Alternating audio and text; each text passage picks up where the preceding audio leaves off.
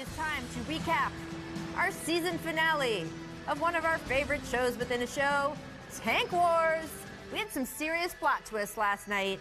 The Magic, much to Brian's chagrin, beat the Wizards.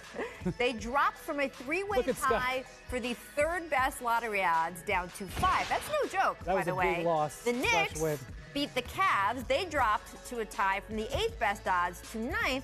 Cavs, a little clever, winning this game wouldn't do anything, but by losing to the Knicks, that meant that the Nets now have the 8th best odds for the pick, and that goes to Cleveland. Thank you. We have a chart for that if you can follow along. The Kings beat the Rockets. That dropped them into a tie for the 6th best odds with the Bulls, who take their butts off last night against the Pistons. Chicago would have been tied for 7th with a win. So that's a lot of flip-flops in the final night of the season. Some teams know how to do it well, and some teams just need more practice. And how to lose? Well, the teams that didn't lose well enough are not going to get good enough picks, and they'll have more practice losing next season. So they can really get good at this. Rachel, the tanking this year was diabolical.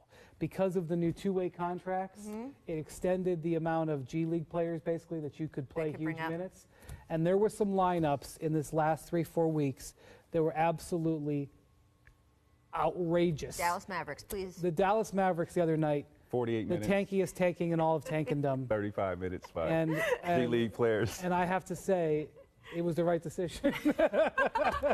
One of the biggest Tank Wars stars of our show has been, of course, the Phoenix Suns. And we got to shout them out because after a long season, they did it. They did it, people.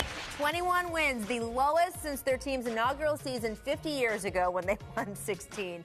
Their star, Devin Booker, told reporters yesterday, quote, "I am done with not making the playoffs. I'm serious. This is probably my last year ever not making the playoffs. If that's putting pressure on myself, I'm going to take this summer and work that hard so it doesn't happen." Well, so here's what Devin Booker's saying.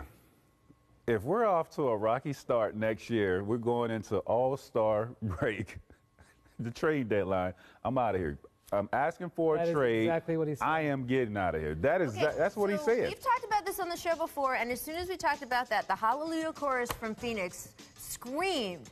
Devin loves Phoenix. There's no way he would ever ask for a trade for Phoenix. But he doesn't love to lose every year, Rachel. He would never say this because even if they doubled their wins, by the way, they had 21 wins. Let's say they do an incredible thing and they double it.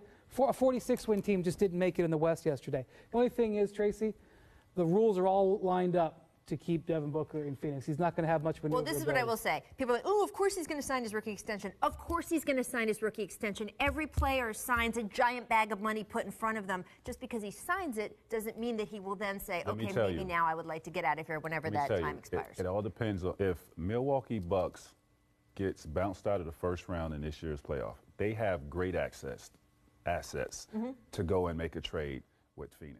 Now it is time to recap our season finale